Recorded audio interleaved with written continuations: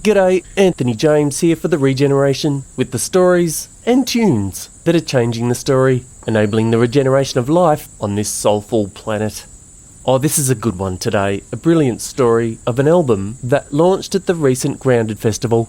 Country's Calling was sparked by Cathy Briant, stemming from how she became a regenerative farmer in Victoria's Gippsland region, and during a difficult time in her life, Cathy discovered how deeply music could help, so she found herself asking, what if music could help us listen to the land? She then teamed up with Oz music legends Charles Jenkins and Douglas Lee Robertson of Ice Cream Hands and other fame, and Country's Calling was the result. It's wonderful, and we hear plenty of it in this rollicking ride of emotion, groove and inspiration. Let's press play. G'day, Cathy and Charles. How are you? Yeah, very well, thank you. Anthony, very well, hello, Charles. AJ. Thank you. Sorry, Cathy. Very well. How are you, Cathy? Good. That's good.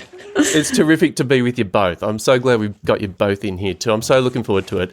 Cathy, I want to ask you, we first met at the Grounded Festival. You came up and said g'day. Yeah. What led to that moment? How did you come to do that? Because as you know, Grounded was pretty huge, and there was a lot of other people there, and I had a stall there to promote the album, and a lot of people, when they were coming into the stall and they'd have a listen, etc., they'd say, "Oh, you must catch up with Anthony James and the Regeneration podcast." So I kept an eye out for you, I guess, and yeah. There you were. And so I took my opportunity. I debated with myself whether I should put myself forward or not, but I took my opportunity and now here we are. So I'm glad I did.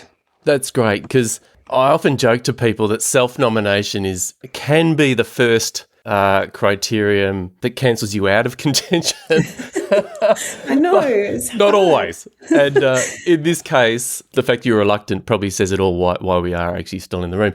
But should we give credit where credit's due? Who's responsible? Like, who gets a bit of credit for connecting us? Can you even remember who was saying, oh, go speak to Anthony? No, it was just various people that would come in and say, oh, this is great, great sound.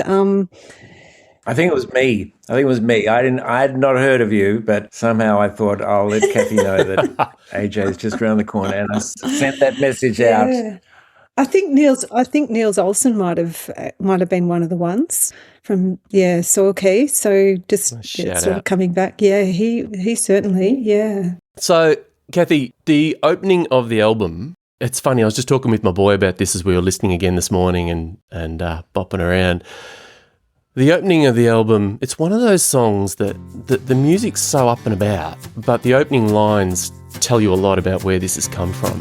I'm seeking answers from that time when my grandfather's hand held mine, when he spoke of soil and farmer working as one, when grace could be found in nature's connecting song. But right now I'm living on that knife's edge, lying awake in my bed. The costs are mounting in my dying soils and heart. Praying to other gods, 'cause I'm not sure where to start. The costs are mounting in my dying soils and heart. Praying to weather gods, 'cause I'm not sure where to start.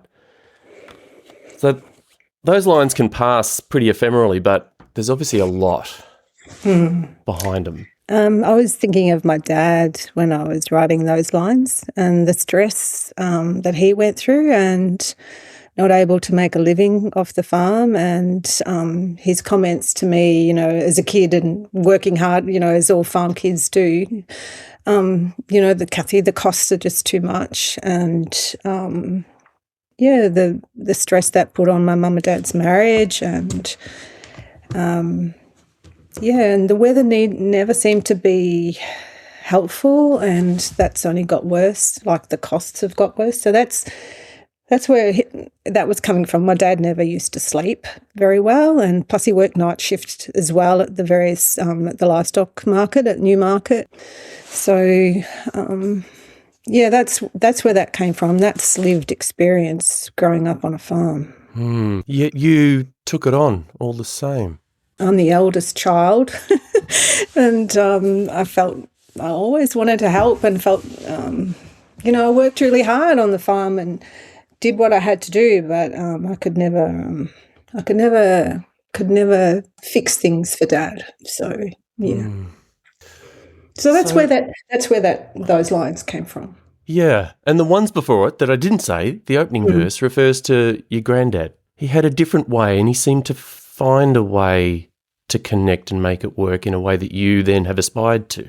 Yep. I need to point out that my granddad wasn't, this is my dad's dad, he wasn't a farmer. He was a country person, but he loved his vegetables and his garden, and I would always be in there, with him. And he'd be showing me the soil, and he was obviously an organic grower. And so that's where that probably started, the kernel of that, that connection to the soil. But then over my life as, early life, I was an agricultural journalist. I used to go out onto farms and do a lot of farm stories, and I'd always see the grandparents there with the kids, and that's sort of the way that the farms, because the parents were so busy working, it was the grandparents that helped out and sort of showed the children around the farm and looked after them, and it was special. And then once again, back to Niels Olsen at Silkey, and he would talk to me about his grandfather and his memories of being on the farm with him. So it's probably a combination of factors there. But yeah, it's quite heartfelt. And even as we were doing this song, I saw a little clip somewhere, a video of Charles Massey. It might have been Australian Story, and he's walking hand in hand with his grandson along the path, and it just brought it all back again for me. It's the way of farming families, really. So, yeah, magic. You're not the first person who has related in that kind of a way that I've come across. Okay. And you're right, that was a beautiful example. I remember recording my first podcast with Charlie. Yeah. And it was ahead of that Australian Story when the book came out, more or less. Yeah. And his grandson sat on the fence next to us the whole time. He was like 9 or 10. Yeah. And he didn't leave. Okay, so then you found a way, that there was the kernel. Yeah. And somehow from that heartbreak and confusion, you found a way to come to where you are today on the land, where it looks incredible, where it must feel completely different. Obviously, the album goes there too, eh? It's a sort of in a sense, it's a before and after story as well. Yeah, it's a transition story too. So how did I get there? I don't know. It's cost me. Really? In what way? Just... Oh, gosh, you're getting... That's what we're here for. Oh, gosh. I don't know whether I want to go there. I'm not sure if Fair enough. I'm ready. Relationship-wise, it's cost me. Conscious of how this is so relevant for people. I can understand how marriages break up on farms, put it that way. So, yeah. And it's... you've got differing opinions, and you've got, the whole industrial ag thing that we've been brought up with, and then you're changing over to regenerative farming, for which there's no rule book. It's not easy. It's all, you work it out as you go along, and you just have faith, and faith doesn't pay the bills, so it's hard. Yeah. And this is the too common story too, eh? Yeah, you found a way. I guess I'm a persistent sort of a person, really.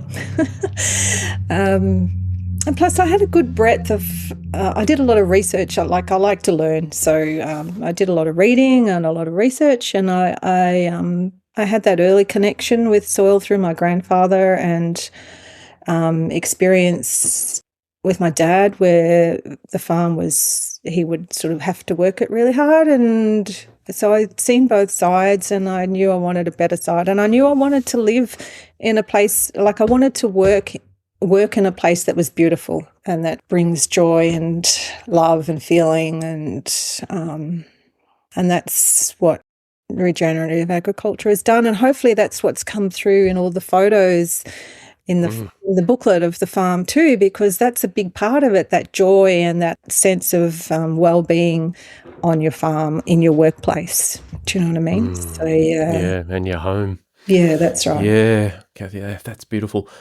Charles, I'm conscious for you to have met Cathy in that sort of a space and produced such a terrific album, like to have met it with the music and the songs. You must feel it pretty deeply too, but where does that come from for you? Well, I think it's, when Cathy approached me, I thought, well, this is such a dream project. Like as a songwriter, you love it when someone comes, it's like a commission from the court of Versailles. If like centuries ago, that's what would have happened. But now it's this wonderful regen ag project. And Cathy just, there's farmers on both sides of my family heading back, but I'm was born and raised in Adelaide and now Melbourne. So, but I kind of, I embraced it. I was right into the project. And I realized how fortuitous I was.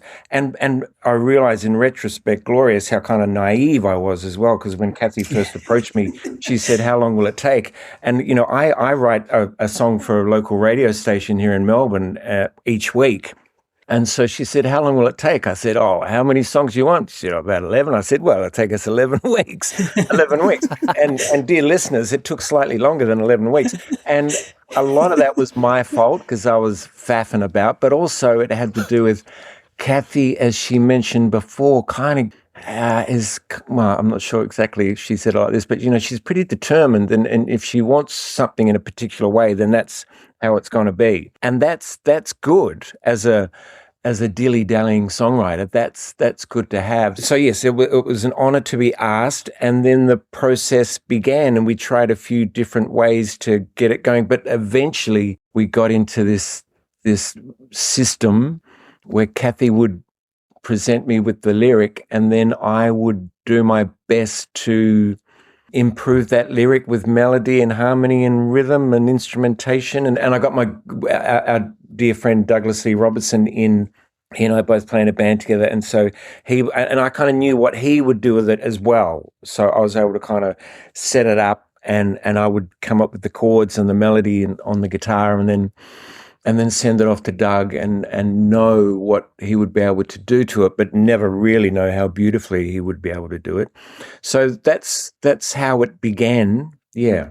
Wonderful. As someone who played music in Melbourne in the 90s, your and Doug's combination, I remember it well from back then, and indeed noted Ice Cream Hands even came out with an album last year when I was looking up all this stuff on Bandcamp. So well done to you guys, and sure enough, the combination has come through here too.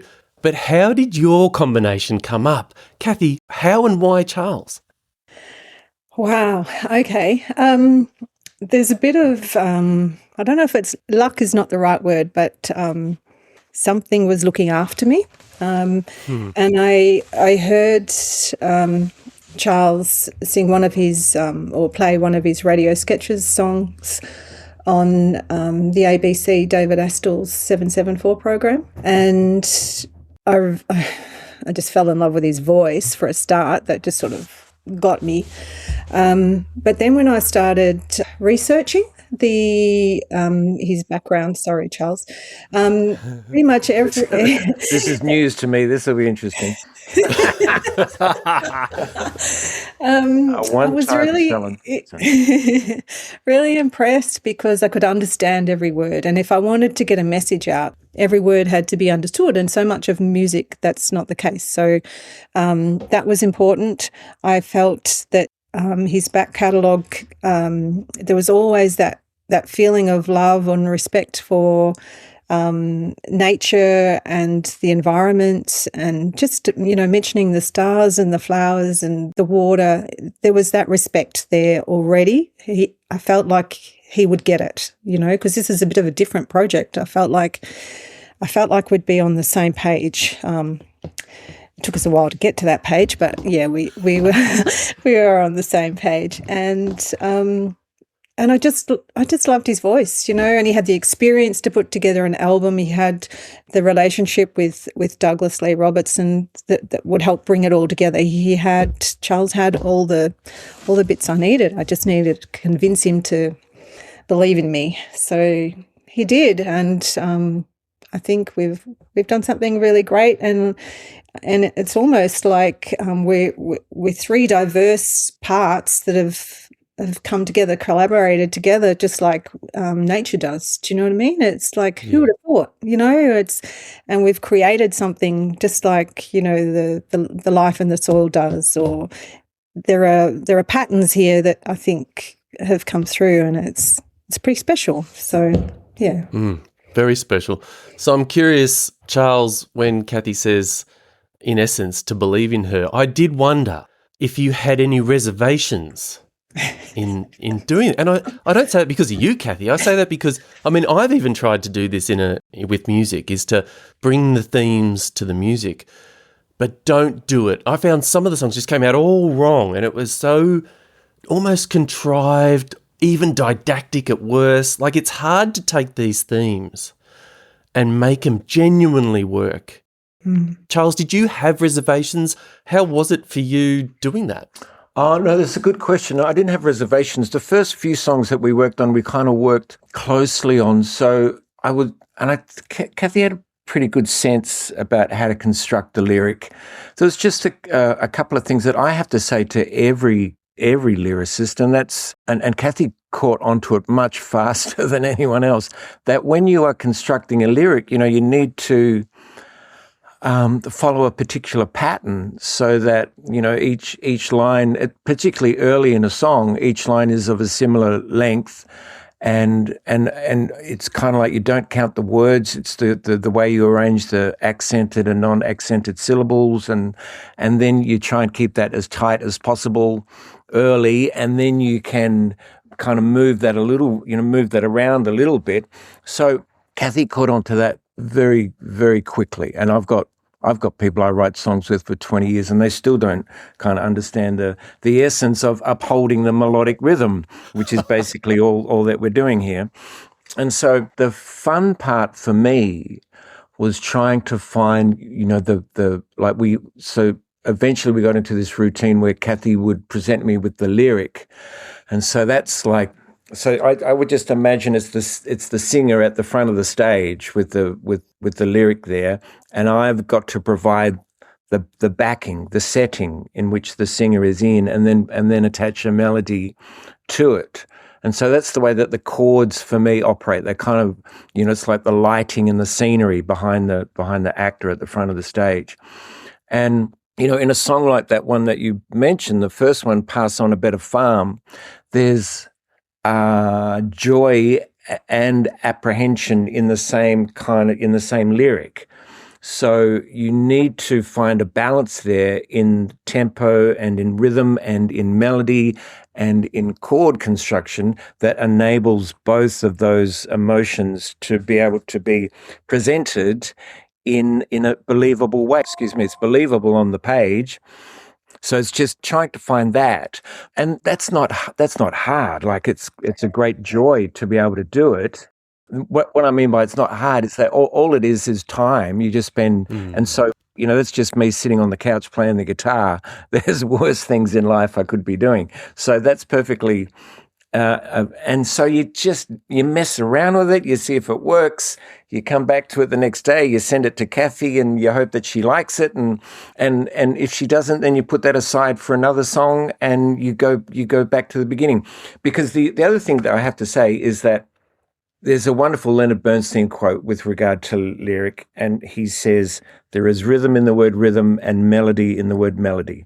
So there is such rhythm and melody already inherent to the lyric presented. So I'm trying to stay out of the way, basically, is what I'm trying to do.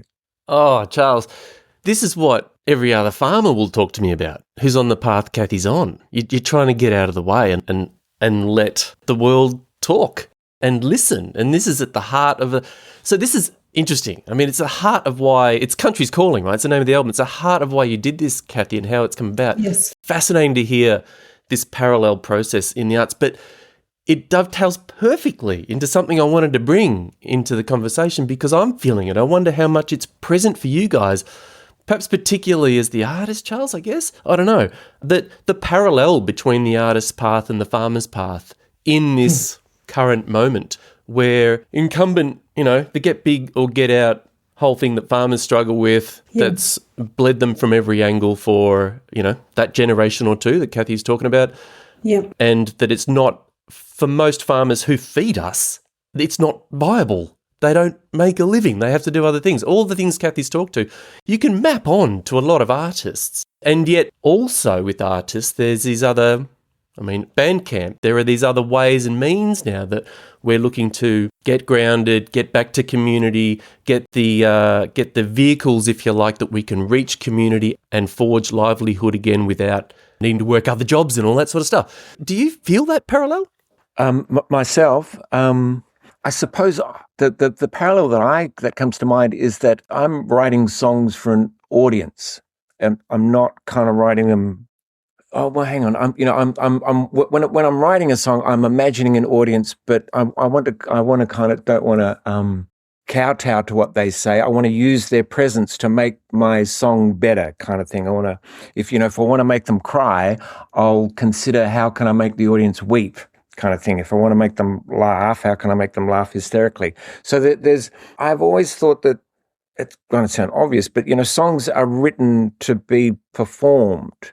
And so there's still that communication, there's still that around the campfire kind of thing, no matter how we get the information. I'm always trying to imagine the first-time listener and how that when they hear the song, there's enough in the song that they think, oh, I've got to go back to the beginning of that song and hear that one again. And then there'll be enough detail within the song that will reward them for subsequent listens. And I'm sure Cathy wanted to come up with a message that she could just walk up to everyone and say, hey, listen to this. This is what I believe in. And here you are.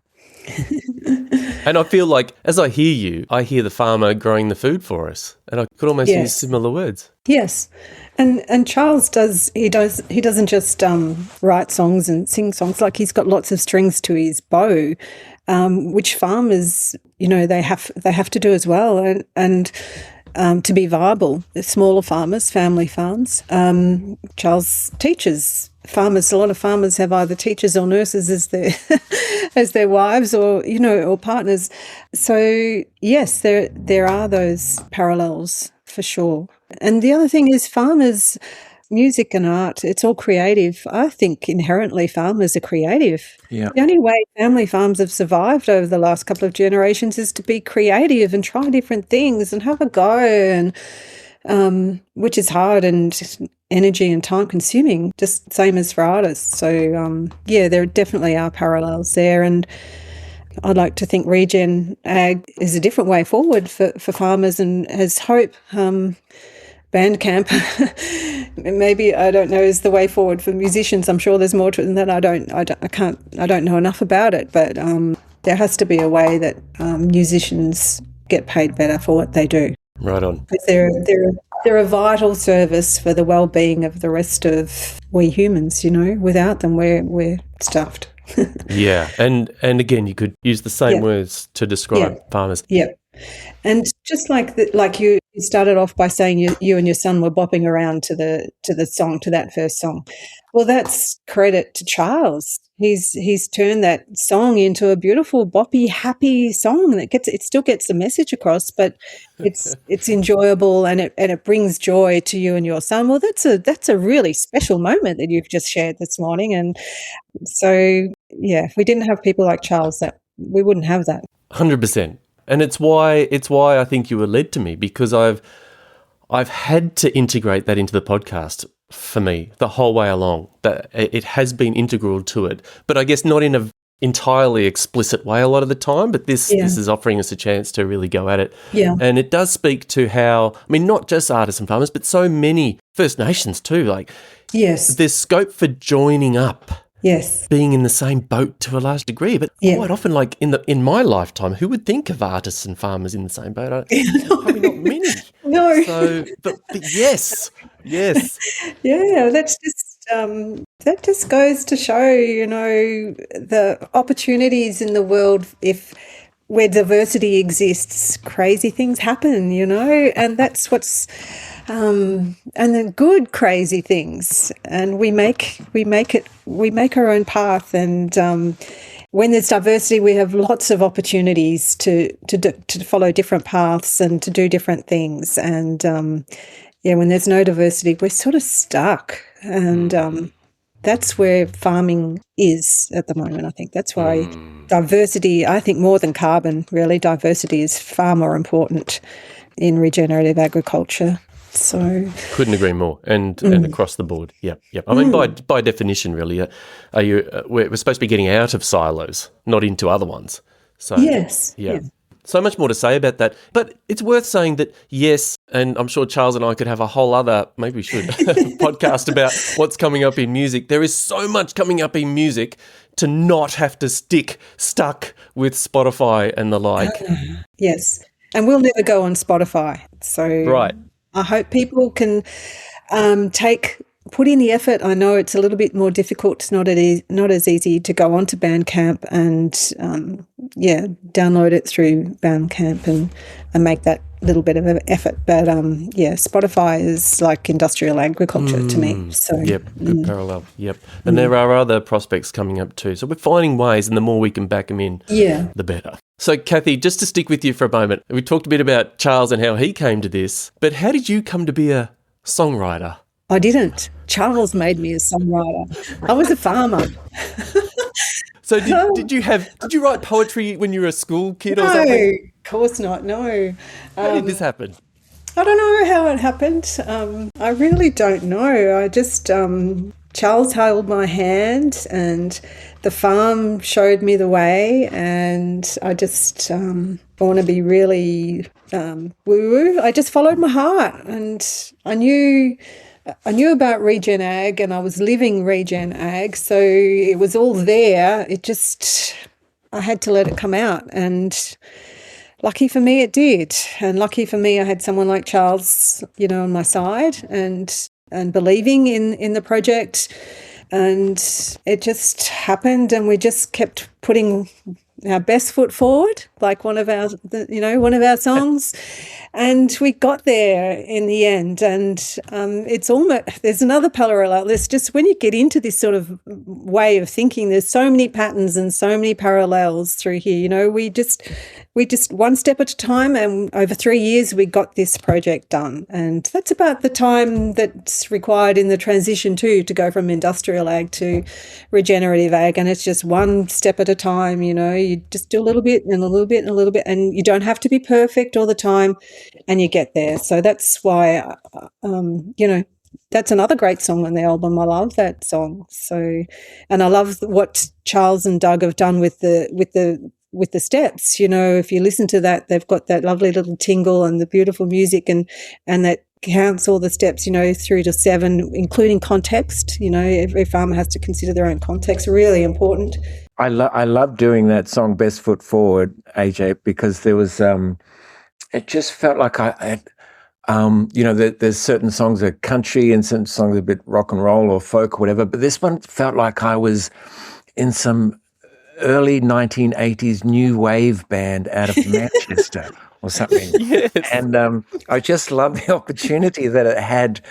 When I hear it, I feel like doing these robotic movements around the step one. Step 1, diversity is the key. Step 2, keep the soil covered, please. Step 3, keep big green leaves and living roots that feed the soil for free. Step 4, don't work the soil too much. Step 5, add animals for microbial work. Step 6, less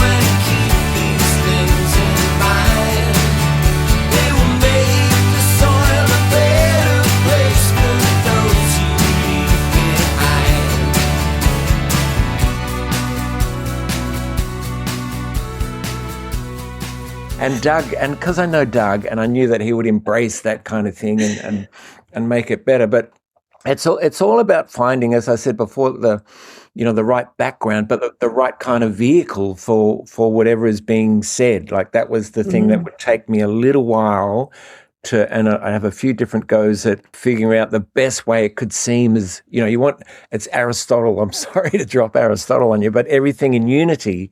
And so that's when if the rhythm and the melody and the harmony and the lyric are working as one, then it feels as though that the song came naturally. And so sometimes, and then the other thing I've learned over all these years is just a series of small tweaks. Like if something is not working, it's not the end of the world. It's just you realize, oh, well, if I can just tweak this or drop a word here or do a word here. The one thing I really love was that one of the first songs we did was Song for a Cow. Oh, my favourite.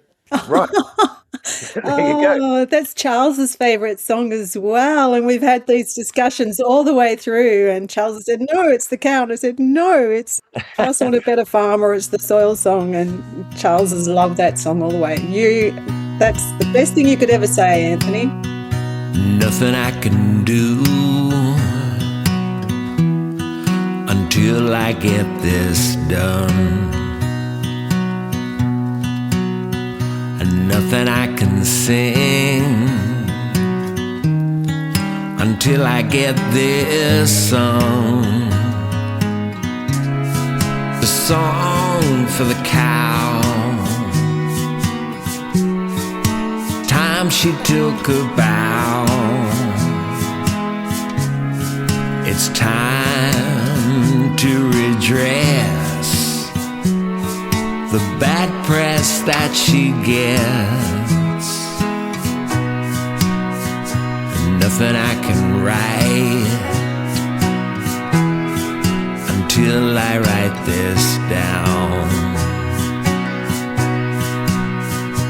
Nothing I can say until I say it all over town. It's a song for the cow and all of her know-how, coming over the hills through the mist, maybe looking for a new publicist. The thing I really liked about that was that at some point in time, like when I first sang it, when we kind of wrote that lyric together, and there was how's it go? Pulling the carbon out of the end and putting it into the dirt down there, and I sang dirt down there because I'm probably at that time I wanted the alliteration of dirt and down. And then Cathy, because she's so clever, will fight to make sure it works as best. She said, you've got to, months later, a year later or whatever, said, you've got to change the word dirt to soil. Eating the grass tops and moving on, feeding the plants nutrients and water. She's doing what she oughta. Bargain, pulling the carbon out of the air and putting it into the soil down there. And if she had said that like a year earlier, I thought, what are you talking about? But then I'd learnt enough to know, oh yeah, you're right. So that's kind of a good example of the way it kind of worked. But it was a fun thing to do, to get that finished. And that's what I mean about a series of small tweaks to get the song, everything working in unity. Anthony, why do you like that Soil Song the best? Why is that your favourite? Cow song? Sorry, yes, the cow song, yeah. It's a good question. I think because it's utterly charming. Yeah. I could say funny, but no, it's more charming. Yeah. And it's got a bit of cheek to it. And it's to your point earlier, Charles, the layers. And it's beautiful. And it's true. It's taken me too long to put the cow into a song.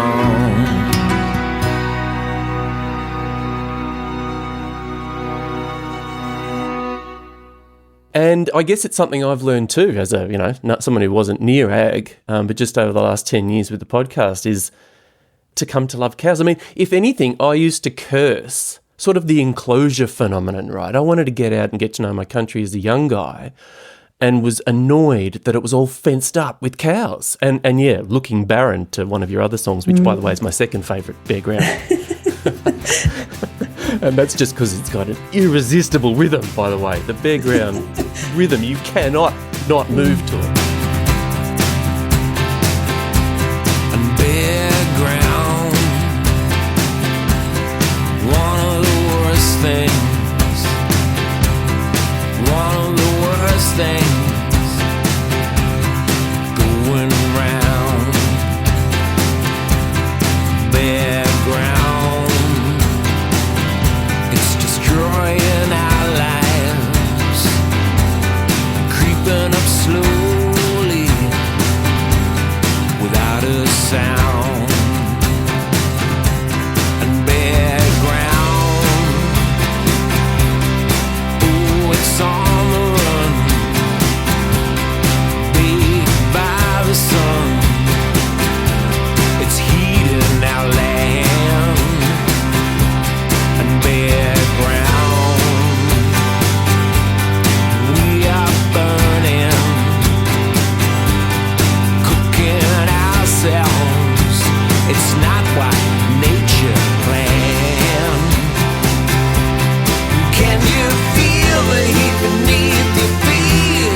See it radiate across the street, from the urban sprawl to the country plains, grass gray forests and down the city lanes. Bare ground. Thank you, Charles. Yeah, right. And this is some of the layering that you I mean, this is your craft, Charles, obviously. But also, I think part of your craft, Charles, is album writing. This might just sound like, of course, to you. But in this age, I don't know, it's less of a thing, I reckon. And this is, it's true with Country's Calling too, I reckon. So part of why it's my favourite is because of the whole. It's not just the Yes. thing. The whole moves. Yes. And it even ends. That's my third favourite. Something's got to be done. It ends with an album end, not just another song. So Yes. while we're talking about surprises and processes and 3 years and stuff and the bits where you realise stuff a year down the track, what was the toughest bit? Like, what were the bits like, no, this is how it should be. No, this is how it should be. And I partly say that because speaking of how hard it is to get step 1, step 2, step 3 to sound good in a song, which totally nailed, and I've sort of been bemused at it. How do you do that? When if I saw that on a page, I'd be thinking, wow, I've got to make a song out of a manual, but yet somehow it worked. Yes. But what were the moments of where there was a process disagreement? What were some of the crunchy bits in there? There had to be some. Nah. The one that Do you see? Really? Do you think, Charles? Do you see? In the end, it was Doug that came in and saved us. that was yeah, because he had the it's a very country song because lyrically, I'm driving a country road, trucks carrying a heavy load. Like there's lots of musical information right there. Yeah. And because Doug is just a sensational singer and like he's a voiceover actor and an actor, and so he could just pull it off, and I couldn't, and he could really embrace the character able for that song. Which, by the way, is my boy's favourite. Oh, that's really? Wow. Wow. And I think it's partly the soaring chorus too. Like, so that's another person, right? Yep, that's Casey Williams, an Indigenous singer from Alice Springs who Charles found for us. And she's beautiful. She sings the voice of Mother Earth. It's heavenly. It's just, heartfelt. It's wonderful and such a good choice. And she's actually got an album coming out soon too, by the way. So keep an eye out for her. But it was hard. That part of the difficulty with that song was going from the truck driver to the Mother Earth. and the split message there, trying to the truck driver that doesn't see, meaning us, and Mother Earth that does see you, and I think it was Charles that came up with the idea of look through my eyes. But it was really hard to actually bring that all together in a way that wasn't forced. It did take a long time. Yeah. I think part of it was just having me just getting my head around it, like why do I think it needs to go? Why can't it have these two completely different sections? I mean, we've all heard Bohemian Rhapsody, like everything's fine, we can do whatever we want. So why can't we do this? It was just me kind of going for a walk and thinking, no, hang on, it's perfectly fine. Your songs can do whatever they want, so long as I said everything moves in unity. You're not going to get stopped on the street by someone saying, how dare you change the time signature in the middle of that song and introduce another singer. Like, no one's going to do that to you. And if they have a problem with it, then it's because their record collection is not as good as mine, maybe. I don't know. I'm driving a country road, trucks carrying a heavy load, and so are the worn out farmlands around me. The paddocks are deathly bare, trees and shrubs are bloody red, sheep pant with their heads down on bare dirt.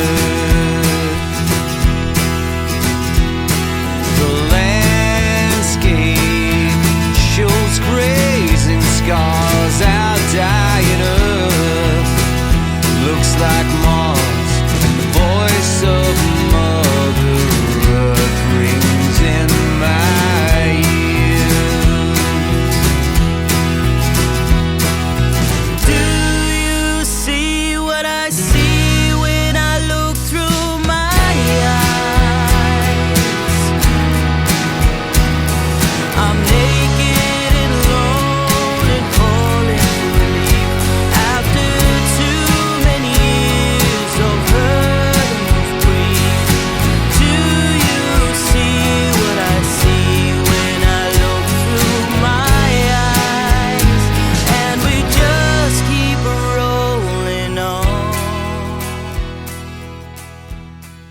You mentioned it before, Cathy, that some lyric, not just there, is actually speaking in first person as the land, as Mother Earth. Yes. So I'm instantly wondering how, you've also alluded in this conversation a couple of times to, I don't know, you didn't say the word, but like the serendipities, the funny things. Yeah. How do you listen for that? I don't know that there's an answer to that question. It's just being open and,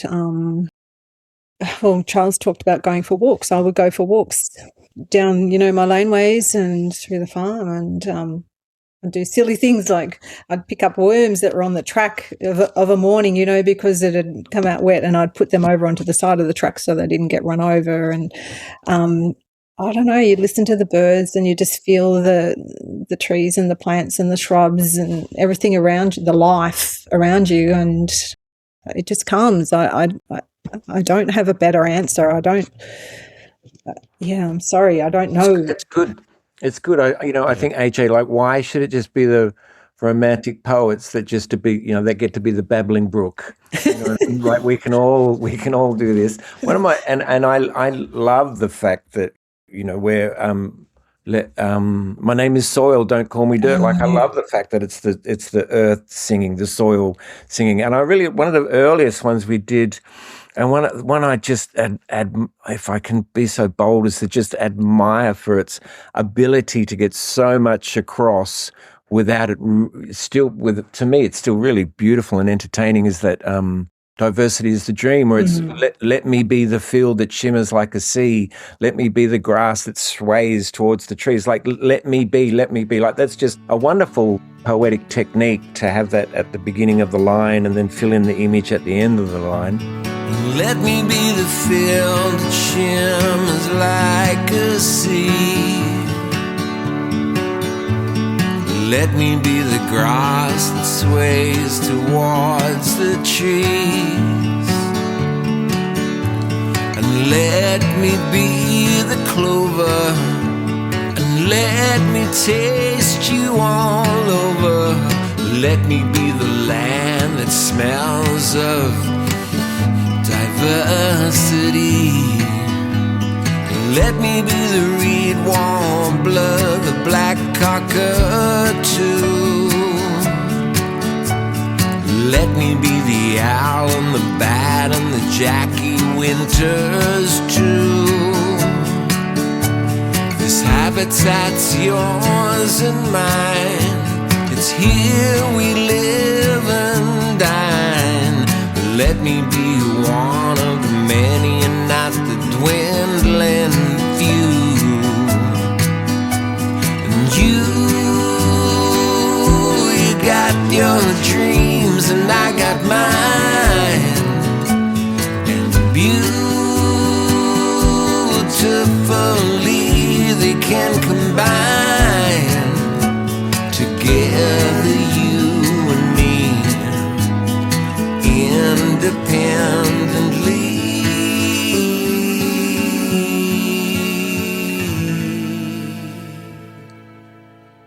So, yeah, I think from the get-go, Cathy was kind of putting herself in the right place, and wasn't afraid of being, changing the point of view or being the soil, being the sky, being Mother Nature. Right. My wife's favourite, by the way, is... The whole family's listening, yeah. 100%. We're all loving it. Thank you. My name is Soil, Don't Call Me Dirt. That's my wife's favourite, and a T-shirt you were sporting at the festival too, Cathy, of course, which will be the title slide to this pod, a pic of you with that T-shirt that the festival had taken. Is there a particular favourite? Perhaps you've just spoken to yours, Charles. A favourite we haven't mentioned? Can I just go, I do have a bit of a soft spot for My Name is Soil, and I just wanted to say with that came up because I wanted to introduce soil. I wanted to give it a name, like a proper name with a capital S almost. I remember one of the first times I went to check Charles out, at a gig, and I ran up after he'd finished and said hi, but I didn't give my name. And he turned around. I said, I was this fan, starstruck, whatever. And I said, that was great, blah, blah, blah. And he turned around and said, well, what's your name? And I thought, oh, gosh. And I was very embarrassed, and I quickly got the opportunity to run away. But because somebody else came up and introduced himself and said his name, do you know what I mean? And that stayed with me, and I thought, you know what, soil needs to be introduced. If you give your name, it allows you to have a relationship. It brings in respect. It brings in the desire to know more about the person that's been named. It builds a relationship, and that's what I think we need to do with soil, because there's so much more to soil than just dirt. My name is Soil, don't call me dirt. I'm full of a life that keeps you living, a life unseen, but they're all the same. It's the reason you're here, so don't forget my name. My name is Soil, don't treat me like dirt. I'm your future, your stable climate, your clean water, healthy food and fresh air.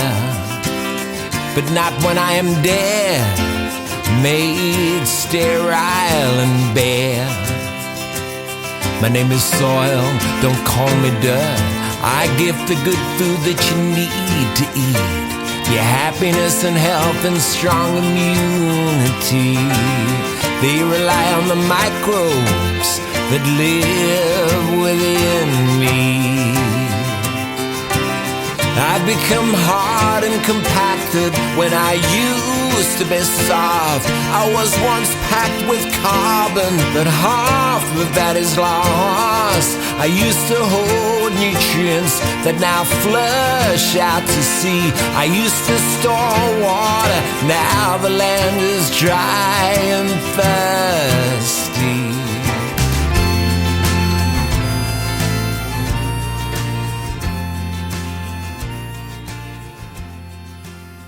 And so that's sort of how that song came about in many ways. Like, Yeah. there's more to it than just the name, but I thought really have to name it before I could go into all those other things in the lyrics and those other layers. I had to introduce it. I had to give it a name. That is fascinating. It makes me think of how Indigenous folk in this country have capitalised the word country as far as working within written language. Yeah. But it is that identity and Yes. kinship, living being thing. Yes, correct. So that's Correct. really interesting convergences. So you've done the album. Will it now tour? That's a good one, isn't it? Look, this is my question, isn't it? The thing, I kind of think, I should really just pull my finger out, and because what happens here is that it's like a bit like studying for an exam. You'll work really hard on this song and get it together, and pardon the pun, and then send it off, and then you forget. You don't forget the song, but I have to go back and think, oh my Lord, how do I play that thing? I've got to go back and figure that one out. So yeah, when the Today Show come knocking, no, I'm just kidding. As they should. Yeah. So when there's I haven't thought about a full blown a Normodome tour as yet, but yeah, like as I said to Cathy, if ever there needs to be a few songs here and there, then it should, because they're good songs, they're wonderful lyrics and good songs. When you're saying that thing before about naming, I'm not trying to run away from the question. The thing that I always like to remember is to name is to know, and to know is to have seen. So when you name something, it gives the songwriter that kind of sense of authority, kind of like conviction and confidence in their voice. So, and it's the specificity which this record is really good at doing. It's not just a list after this. That's all kind of, I don't know. I just like the way that the lyrics were arranged on the page, so they made it easy to sing. But will we tour? Yeah. Like let the listeners come at us, and we'll go play a house concert. Yeah. I tell you what, a lot of conversations I have these days lead back to the old town halls. Yeah. And so literally there's a vision swimming about of, we're running journeys on the Murray River at the moment, canoe journeys, inviting people to them just to get back to the water and the source of life in that way, and see what comes. And the first running stuff came all right. It's sort of, again, you follow it and you listen, and wow. Yeah. But from that, we actually had it filmed. So from that, it's been like, okay, if we make a film of it, then where should it screen? Who's it for? And the best idea anyone's ever had is screen it in the town halls and invite people together with the great food off the great farms and the great music. It's so maybe that, I don't know, that's just to float possibility for the way maybe it can be brought back to the punters, if you will. Well, I haven't actually told Charles or Doug yet, but we have had an invite this week from the Tangel Valley Land Care Group and the community there. They have a festival every March, and so we have been invited to sing there. Awesome. So I've got to pass that on. That's awesome. Maybe the next round too. I'll pass that on to Matthew as well. Thank you. That would be wonderful. Thank you. I wanted to say something else, Anthony. Yes. I was listening, you did a podcast with Katie Ross, which is an excellent podcast. And I think we should do a song about the small water cycle and water and rehydrating landscapes and why it's also important. But she mentioned about why the world has gone with the carbon rather than energy and water, because they're both very important in climate and what drives the climate. And in fact, water is probably more important than carbon. But she said part of the reason was, and I'm paraphrasing, so forgive me, was that carbon was a simple message, and the whole water cycle and energy coming from the sun and how it's used and filtered in landscapes to keep the balance for the planet is quite a complex message. And I think one of the beauties of music is that it can take a complex message and package it into a simple format that when it's heard by the listener it becomes complex again, if you know what I mean. Like it's almost like a zip file, like all the information, there's a lot of information in these songs, and by putting it into music it almost zips it all together, and then it goes to the listener, and then the listener opens it up. And because they're related to emotions and feelings, there's a lot of information comes out, because there's a lot to learn from an emotion or a feeling. And if you can relate that back to the land and farming, regen farming, then it opens up a whole new space, and listeners then contextualize that for themselves, and it gives them space to explore how a certain meaning from a lyric relates to them, and then that fires off another neuron, and it just makes it really easy, or a lot easier, to bring a complex message to a person in a simple way that then allows them to explore a whole range of things, if you know what I mean. I think that's why this works. I think that's why music is so important, and I think is a good vehicle for explaining all the concepts behind regenerative agriculture. That was beautifully said, Cathy. Yeah. Couldn't have said it better. Is this why you're now learning the banjo mandolin of your granddad, right? Oh, I've just been inspired by Charles and Doug, and so I thought, oh, well, that's the instrument I've got. So it's fun. You can understand why Cathy's the lyricist, when she's able to talk like that so eloquently. I know, Charles. I was thinking this is supposed to be the musician saying this, and we're listening to a farmer tell us. I'll be out of a job as soon as that band comes in. Yeah, that's right. Be solo tour. Yeah. Yeah, not at all. But the other thing I want to mention is about the last song, Something's Got to Be Done. It does need to be done. So that's what's driven this whole process, really. Something has got to be done. And that's a really inspiring song. Charles and Doug have done a great job there with the music, and the trumpet in that. Charles, you could talk more about the trumpeter and who that is, but it's a really special song. Oh, yeah, that's Jack Howard. Jack Howard used to be he's still in Hunters and Collectors and tours with Midnight Oil, and plus he's a great singer-songwriter in his own bands. So yeah, he is our go-to trumpet and horn player. And again, so it's just that kind of the lyric is there, and it's just a matter of making it shine. This again.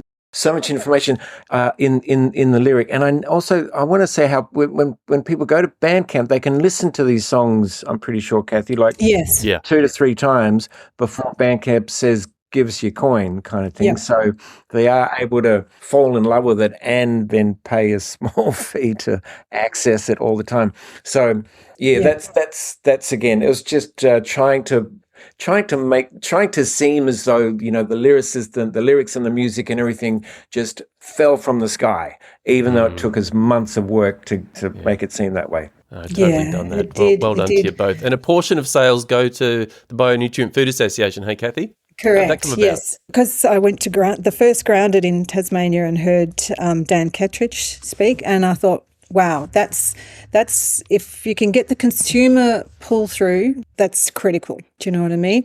And Dan's work at the Bionutrient Food Association is showing that soil microbial diversity and soil health relates to the amount of nutrients or the nutrient density in our food, and that relates to our health.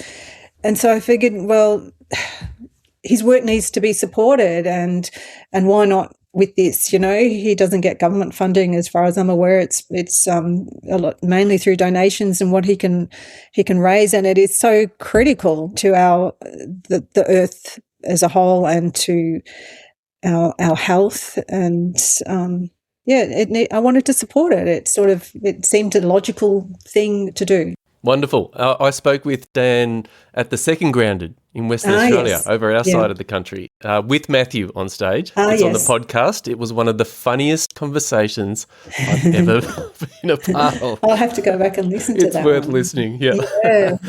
Oh, thank you guys. Well done. Thanks so much for speaking with me. This has been a lot of fun. I'm going to go with some more tunes. Thanks, AJ. Thanks so much. Thank you. It's time to get the rhythms right, bomb the beat in nature's shoes, because something needs to be done. Yes, something's gotta be done. You can do it for the future, for your children, because something's gotta be done. That was farmer and now songwriter Cathy Briant with the legend of the Oz music scene, Charles Jenkins. Country's Calling is available for purchase and streaming on Bandcamp, where artists aren't shafted and you can support them directly. And you can buy the physical CD there too, which comes with a 16-page booklet, including lyrics and those beautiful photos. You'll find plenty of Charles' other work on Bandcamp too. If you like what you hear here, and if you'd like to join us for our live podcast event with Fred Provenza this solstice weekend, become a paid subscriber on Patreon or Substack. This episode was only possible with your support, so double thanks to you, Cathy Briant, for generously subscribing too, and to one of the longest enduring supporters I'm fortunate enough to be able to count on, Sadie Crestman, at Fat Pig Farm in Tas. 7 years of support just increased on Patreon. Incredible. And thank you all for sharing, rating, reviewing, and telling your friends about it, especially this one. Do share the joy and pick up a copy of the album. The music you're hearing also brings home the album, Something's Gotta Be Done. My name's Anthony James. Thanks for listening.